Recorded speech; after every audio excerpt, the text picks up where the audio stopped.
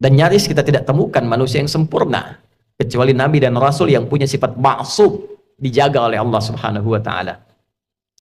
Siapa yang dari baligh sampai sekarang Jumatan yang tidak pernah salah pandangannya? Tidak pernah keliru bicaranya? Tidak pernah salah mendengarnya? Mustahil. Seustad-ustadnya, kiai sekiai-kiainya pasti pernah salah. Jadi kalau Anda ingin mencari kesalahan seorang ustadz, ya pasti ditemukan sepanjang dia manusia. Kiai demikian, Habib demikian, sepanjang manusia, sepanjang bukan nabi dan rasul.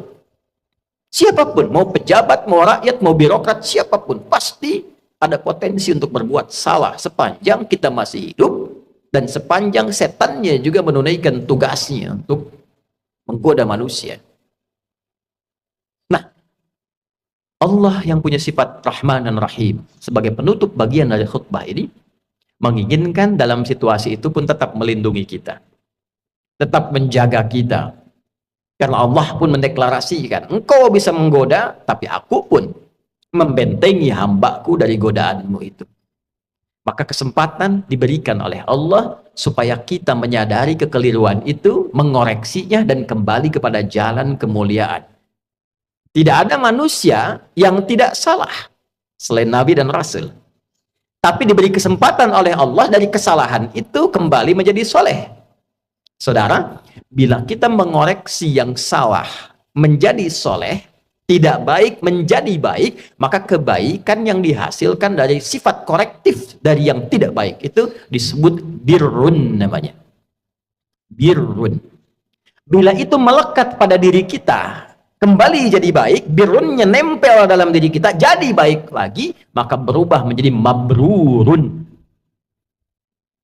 Maka dilatihlah setidaknya dalam ritual setahun sekali. Belajar, kontemplasi, apa selamanya saya akan jadi seperti yang tidak baik ini. Kata-kata kotor, senang mencela orang, pikiran yang nggak bagus, mendengar yang nggak baik. Sementara saya sadar saya pulang akan menghadap Allah. Nanti dikumpulkan di padang Arafah. Maka dibawa ke miniatur kehidupan orang kumpul semua sama, mau pejabat, mau rakyat, mau punya kedudukan, mau tidak, pakaiannya sama, ritualnya serupa, deklarasi kesetaraan. Bahkan sebelum PBB deklarasi, sebelum ada terbentuk banyak negara, Islam sudah memperkenalkan kesetaraan. Tapi dalam kesetaraan itu ada renungan. Apakah akan begini selamanya? Sementara kita akan pulang kepada Allah, apa enggak malu pulang dengan status sebagai pencuri, pulang dengan status sebagai koruptor, pulang dengan status sebagai pencela, pulang dengan status sebagai penyogok. Apa enggak malu diviralkan di alam akhirat nanti? Fulan koruptor, fulan penyogok, fulan pezina, fulan penipu. Datanya dibuka semua, nggak bisa bohong dia. Apa nggak malu? Maka direnungi itu di Arafah itu. Taubat dia, kenali dirinya, tahu kemana ia berkehidupan, kemana ia berakhir, kemana ia pulang. Setelah itu dia bertekad, dia zikir dari Arafah pergi ke Muzdalifah. Fa idza afadtum min Arafatin fadhkurullaha 'indal masy'aril haram. Dia bawa zikirnya, dia bertekad, dia akan lempari itu sifat-sifat buruknya yang ada dalam tubuhnya dulu, karena 3 yang mempengaruhi dia menjadi tidak baik. Dirinya yang tidak bisa mengontrol nafsunya, faktor lingkungan sekitar yang dekat, lalu yang ketiga lingkungan jauh, terdekatnya disebut aqabah dalam diri, lingkungan sekitaran disebut wusta, yang jauh disebut dengan ula. Maka yang pertama dia lakukan, lempari dulu sifat yang tak baik dalam dirinya. Maka catatan di Arafah, dia bawa ke Muzdalifah, dia bawa 7 kerikil di situ, dia datang ke Jamarat, dia lempari. Bismillah, Allahu Akbar, lontar sifat kurang baiknya. Oh, ini diri saya yang tak bisa mengontrol nafsu, sering celah orang. Bismillah, Allahu Akbar, lontar, dia nangis karena yang dilontar sifat buruknya. Ritualnya demikian. 2 lontar, 3 lontar, sampai ujung kepala sampai kaki.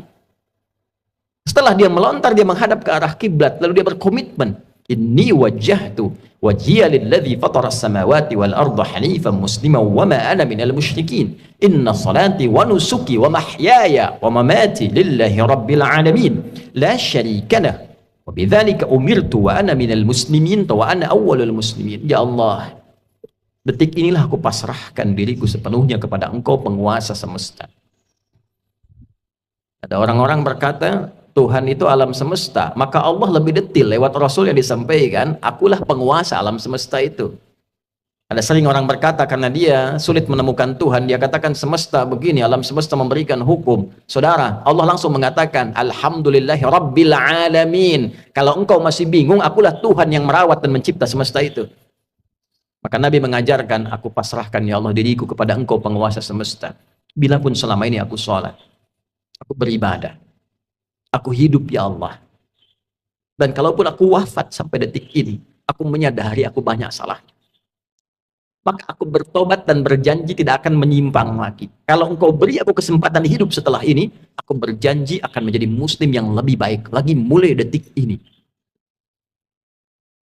Lalu setelah itu dia merenung lagi, ada yang belum selesai, maka dia pergi ke Muna. Kita kenal dengan Mina. Dia renungkan apa nih? Karena pengaruh teman, catat oleh dia. Oh, ini saya nggak bagus karena gaulnya nggak baik di sini. Karena pengaruh tempat baru, dia bertugas, bertemu lingkungan baru, maka dia balik lagi. Sehari, renungkan lagi, 2 hari. Dia merasa bagus, selesai. Tawaf ifadah, terdahulukan oleh dia, selesai, tuntas hajinya. Dia merasa kurang sempurna, sampai hari ketiga, nafar akhir. Wadhkurullaha fi ayyamin ma'dudat faman ta'ajjala fi yawmaini fala ithma alaihi wa man ta'akhkhara fala ithma alaihi. Apa kesimpulannya? Liman ittaqa, jika dia sudah menilai dirinya, takwanya sudah balik. Jadi intinya takwa lagi. Takwa lagi. Itulah sebabnya bekal haji pun dari bekal takwa pulang takwa. Di mana ditemukan statement bekalnya? Al-Baqarah 197. Al-hajju ashhurum ma'lumat faman farada fihinna al-hajj fala rafatha wala fusuqa wala jidala fil hajj wa ma taf'alu min khairin ya'lamuhu Allah wa tazawwadu fa inna khairaz zadi taqwa. Haji itu ditentukan waktunya, sudah viral diketahui persiapan sampai puncaknya. Jika Anda komitmen bersiap haji, maka siapkan dirimu. Jangan berkata kotor. Jangan engkau berdebat pada yang tidak penting, berselisih. Jangan berperilaku menyimpang. Itu yang kita koreksi di sana. Silahkan berbekal. Allah tahu banyak orang mau berbekal. Kopernya tuh silahkan besarin, bekalin materinya, baju, persiapan. Tapi yang terpenting bukan itu, kata Allah. Yang terpenting itu koreksi dirimu. Wa tazawwadu fa inna khairaz zadi taqwa. Bekal takwamu. Makanya sebelum berangkat kita manasik tuh. Malam tahajud tingkatkan, baca Quran tingkatkan, itu bagian takwa. Nanti di sana dioptimalkan. Begitu pulang 5 menit taqa. Setelah 2 hari, 3 hari selesai di Muna itu kita simpulkan ada perubahan enggak? Itulah sifat takwa. Ketika pulang berubah jadi baik. Yang tak baik dikoreksi jadi baik. Itulah birrun. Melekat pada pelakunya mabrurun. Ini yang dimaksud kalimat Nabi al-hajjul mabrur. Haji yang merubah pelakunya menjadi lebih baik dari sebelumnya. Bagi kita yang belum atau tidak berhaji di tahun ini, maka diberikan jalan berbeda. Tapi ini bukan haji. Tetap haji lebih utama karena ada ritual-ritualnya. Tapi ada substansi yang serupa, mabrur, membentuk karakter mabrur walaupun belum ada kesempatan haji. Lewat apa itu? Awal Dzulhijjah, kita puasa, bekali takwa. Di sana wukuf di hari ke-9 waktu Saudi. Makanya disebutkan yaum siyam yaumi arafat. Puasa yang dilangsungkan di harinya saat orang-orang itu wukuf di Arafah, hari di Arafahnya tanggal 9. 9 waktu Saudi, 9 waktu kita. Di sana tanggal 9 wukuf, di sini kita tunaikan puasa. Sama persis puasanya, ya seperti halnya perilaku orang-orang yang sedang wukuf, dia merenung, dia koreksi. Jadi tidak seperti yang Ramadan sifatnya. Tidak seperti yang Ayyamul Bid sifatnya. Bukan cuma sekedar tahan lapar, haus, terbit fajar sampai maghrib. Semua puasa tidak begitu. Ada keistimewaannya. Khusus untuk Arafah, esensinya koreksi diri. Kenali kekurangan dan seterusnya. Malamnya takbir, saat di sana melontar jumrah esoknya tanggal 10, di sini kita menyembelih. Sifat hewani. Hewan itu diciptakan dengan nafsu. Jadi gambaran nafsu itu ada di hewan. Hewan tak punya takwa. Karena di sana melontar sifat hewani nafsunya, di sini menyembelih dan kalimatnya setelah itu sama, menghadap ke arah kiblat, mengatakan kalimat yang sama, inni wajjahtu dan seterusnya. Inilah yang dimaksud Allah di Quran surah 22 ayat 37. Di sana takwa, di sini takwa. La yanalullaha luhumuha wala dima'uha walakin yanaluhut taqwa minkum. Yang diterima, yang sampai pada Allah itu bukan berapa besar sapinya, bukan berapa besar kerbaunya, bukan berapa banyak darahnya. Yang diterima oleh Allah, kata Allah, takwanya. Ada perubahan nggak? Merasa lebih dekat nggak dengan Allah? Merasa meningkat gak ibadahnya? Meningkat, mendekat, lebih dekat lagi, itu korba. Semakin meningkat disebut kurban. Itulah sebabnya ibadahnya disebut kurban. Dari kata korba, bukan korban. Kurban.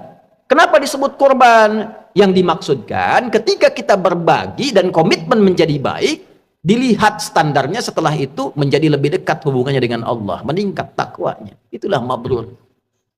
Sekarang kita lihat. Sehari setelah hari tasyrik, Jumat ini, Jumat deklarasi perubahan diri kita. Bukankah kita di Jumat ini dipanggil untuk meningkatkan zikir? Coba dicek, jadi lebih dekat gak dengan Allah? Merasa meningkat gak takwanya?